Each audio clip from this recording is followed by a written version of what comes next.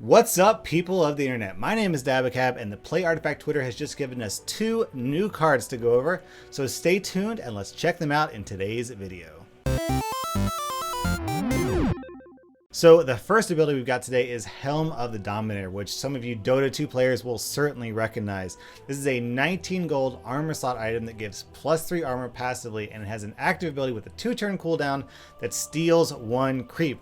Now, that sounds a little familiar. Where have we seen that before? That's right, our buddy Chin has his exact same active effect, but on a 4-turn cooldown. So this is twice as effective as Chin's ability. So obviously this item is going to change a lot depending on the type of deck your opponent is playing. If you're playing against a deck with lots of heavy, stompy, big hitting creatures, probably a green deck, then obviously this is going to be much more powerful than a slower hero focused or spell focused deck, maybe in red or blue. So like so many items that we've seen so far, I feel like this is going to be a little bit meta dependent. So if some sort of stompy green deck made its way to the top of the meta, I could see this item making its way into a couple of more item decks than normal as a way to counter that and, even out the playing field. But of course, you don't have to hit this with a really massive creature in order to get a benefit. It's perfectly reasonable, especially with a 2-turn cooldown, to use it on smaller creatures like maybe even a melee creep in a pinch.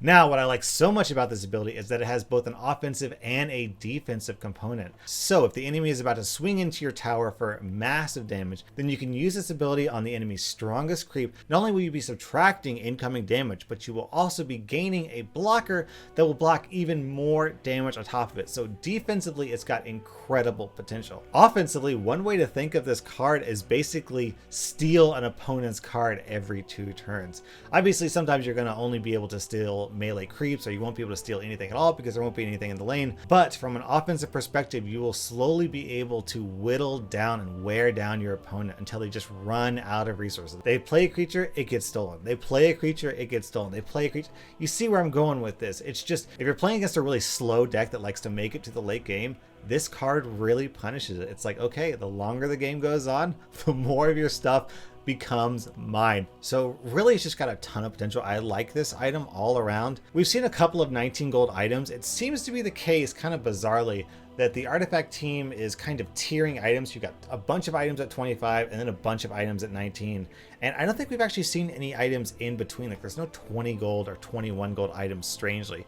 So compared to the other 19 gold items that we've seen, I really like this one. I feel like this one might actually be one of the stronger ones, just because it has so much flexibility. And personally, I'm a really big fan of cards that give you flexibility, because at the end of the day, more options is better than fewer options. And the more options you have, the more likely you're able to choose the correct option that leads you to a winning game. And on top of all this, the other thing I really like about it is that it gives you the pretty hefty 3 block.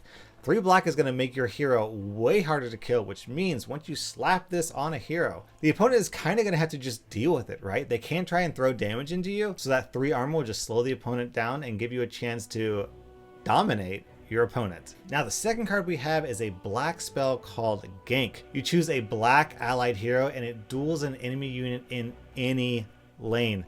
Now, just on the reading, it's not exactly clear if you can pick a black unit in any lane or just the current lane, but using the information that we've gained from other cards so far, it's probably very reasonable to assume that you can only cast it on a black creature in your lane. From what I've gathered from the other cards, card text always refers to the lane that you're in unless it specifically says you can use it in another lane. So since it says choose an allied hero and it doesn't say choose an allied hero in any lane, I think it's very, very likely that this applies to just your hero in your lane, and then you can cast it on any creature in other lane. So this seems to fit right up Black's alley. Black really likes hitting things in other lanes. We have Grazing Shot, Pick Off, Steam Cannon. This seems to be actually a black effect, which I would say fits the black flavor quite well, because black is the color of murder, assassination, ganking, to use Dota 2 terminology. So that's how it kind of worked in Dota, right? You'd have people fighting in their lanes, then one person would sneak off, go to another lane, throw some spells, throw some damage at someone who wasn't really suspecting it, and then you 2-on-1 someone and kill them, and you go back to your lane. That's how you gank in Dota 2, and that's exactly what Black wants to do. But it's not just direct damage. That's the other thing that Black really likes to do. It seems to be the burn color. It's like 3 damage, 4 damage, 10 damage. It likes to deal direct damage to creatures and heroes. But this is a way of dealing direct damage, but it does it in a unique way. It does it with a splash, just a pinch of red color, because this is a direct parallel to a card that we're already very familiar with, Duel, the Legion Commander Premier spell. Of course, there's some pros and cons to each card. Gank is twice as expensive as Duel, plus it requires you to cast out on a black creature rather than a red creature. That makes it a smidge worse because red, of course, has the strongest, brawliest heroes in the game: high attack, high armor, and high health. Obviously, the ranking is red is way up at the top. They've got the best stats by far. Then it's kind of like a tie between green and black. Black has the most attack, they're a bit more offensive, and green tends to be more defensive with high health. And then way down at the bottom, you've got blue with their terrible, abysmal stats. So in general, you're just not going to get quite as much value using a black hero to duel versus a red hero to duel. It is much more likely that the hero that you use to duel will die, just because you're going to have less health and less armor. However, it is very likely that you are going to get the kill because that is kind of Black's specialty. This is, I would say, the perfect pairing for Phantom Assassin. Phantom Assassin has some of the highest attack against heroes in the game, with her passive that gives +4 attack against enemy heroes. So if you put Phantom Assassin in your deck, you'd probably be very tempted to put Gank in there as well, as a very cheap alternative to coup de grace. It's 2 mana cheaper than coup de grace, and it won't require you to discard a card.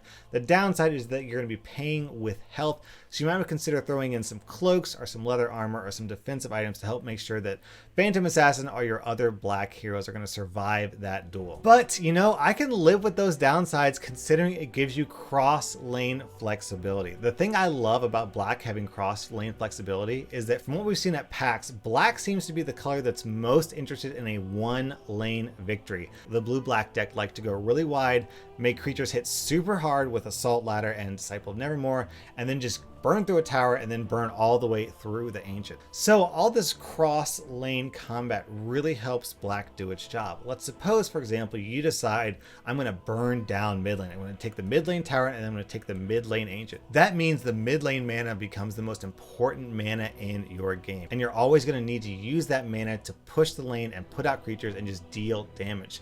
So all these cross lane effects allows you to use the resources in lane 1 and lane 3 to support lane 2. So you get over to the third lane, you play pick off, you play gank on creatures and heroes in lane 2, so that when it comes back around to lane 2, Sorlakan and your other black spells can push in, deal tons of damage, and take down that Ancient. Overall, I'm really liking this Black spell. Black has been a bit overly focused, in my opinion, from the cards that we've seen, of course. I'm sure there's going to be lots of other cool effects, but so far it's just been kind of like damage, damage, damage, damage, damage, all direct damage. So it's really cool to see an alternative, different take to damage, and I really like how they're playing with different mechanics. In yesterday's video, we saw how green and blue each dealt with items in their own way. Corrosive Mist destroyed everyone's items, and the blue card and One For Me created a copy of an item that you could play on one of your heroes. So each color tries to deal with problems in their own unique way, and I like to see that Black has solutions that aren't just direct damage, direct damage, direct damage. This is kind of direct damagey, but just the unique twist makes it interesting and unique and allows for different deck combinations. So really liking this card, looking forward to playing with it, and the thing I love about it the most is that it's got really cool flavor. Ganking is something that has been a staple in MOBAs for so long, so this is a definite head nod to Dota 2 and the artwork. I love that artwork. Poor Crystal Maiden, she is not long for this world. So let me know what you think about these two cards. I'm especially interested to know, do you think Gank is stronger or weaker than Duel? Personally, I think Duel's a bit stronger just because you have much better options with red heroes, but it is worth saying that with Legion Commander, the opponent is going to know that you have 3 duels in your deck.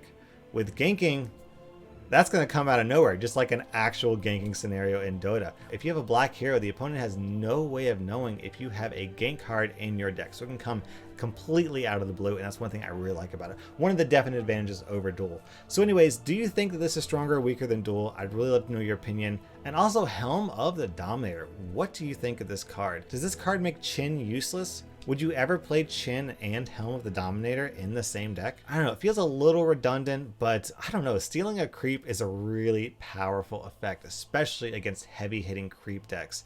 So what do you think about this? Would you be interested in running this in your deck, or would you rather go for the other 19 gold items? Let me know down in the comments. Thank you so much for watching. Dabacap out.